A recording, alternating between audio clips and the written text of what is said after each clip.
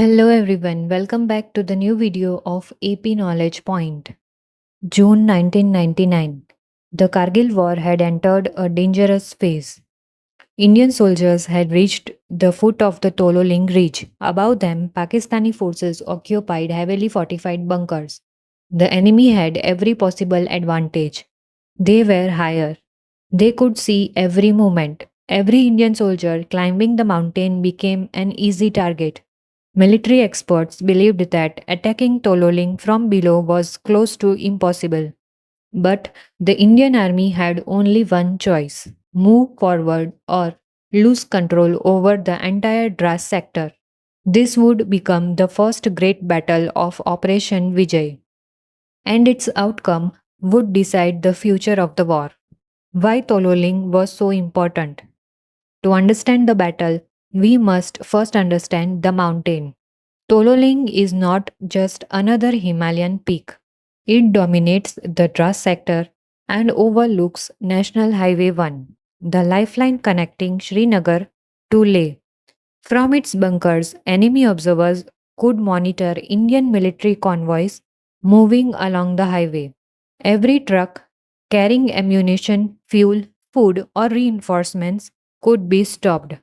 Artillery fire directed from Tololing threatened to disrupt India's entire logistics network. As long as the enemy controlled this height, every convoy on the highway remained vulnerable. Military commanders reached one conclusion: Tololing had to be recaptured, no matter the cost. The impossible battlefield.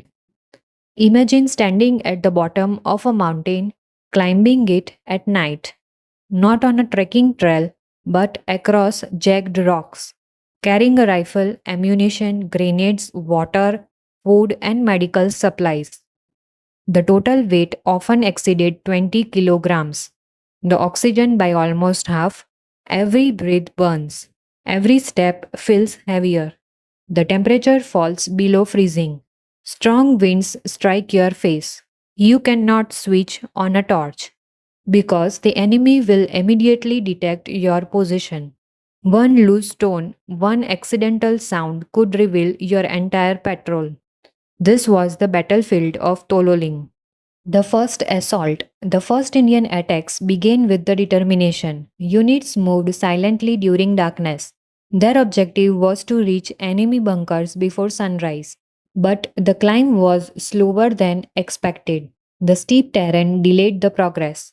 As daylight approached, the soldiers were still exposed on the mountainside.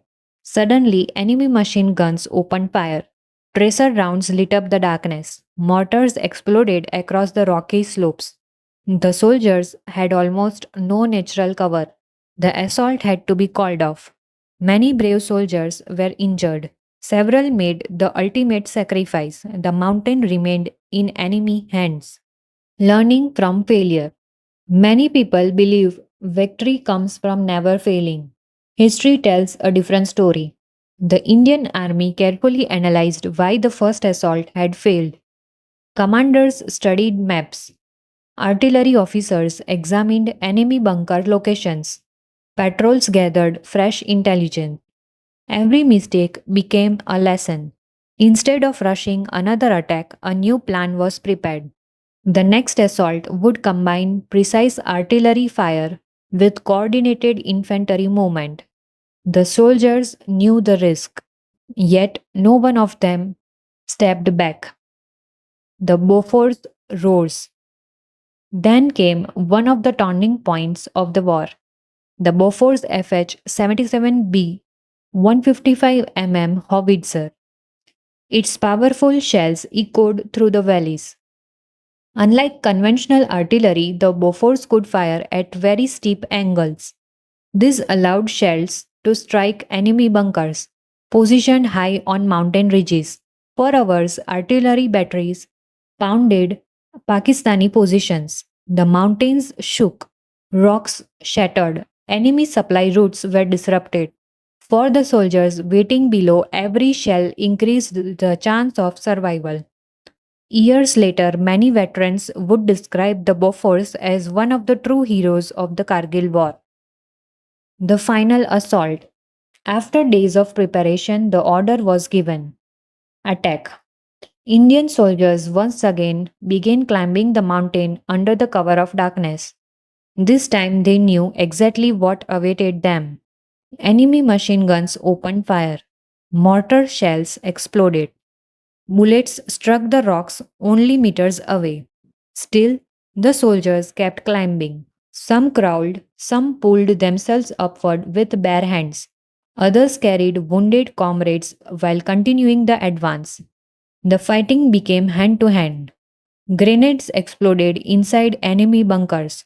Every few meters became a battle. Every bunker captured required extraordinary courage. Slowly, the defenders began losing ground. Victory at Tololing. On 13 June 1999, the impossible happened. The Indian Army recaptured Tololing. The tricolor once again flew over the mountain. Across the country, the news spread rapidly. It was more than a battlefield victory. It proved that even the strongest enemy positions could be defeated. For the first time since the war began, momentum shifted towards India. The soldiers who stood on Tololing that morning knew they had achieved something historic. But they also knew the war was far from over. Ahead lay an even more dangerous objective: Point 5140, and beyond that, Tiger Hill. The cost of victory. Victory came with a heavy price. Many young officers and soldiers laid down their lives during the battle. Families across India received news they had feared most. Behind every medal, there was a home waiting for someone who would never return. The capture of Tololing reminded the nation that freedom is defended not only by strategy and weapons, but by courage, discipline, and sacrifice. Tololing had fallen. India had achieved its first major breakthrough, but the enemy still occupied a chain of strategic peaks. The next objective was Point 5140. Capturing it would open the road to the most famous battle of the Kargil War, Tiger Hill. In the next episode, we witness the daring assault on Point 5140, the leadership of Captain Vikram Batra, and the famous words that would inspire an entire nation: Ye dil mange more.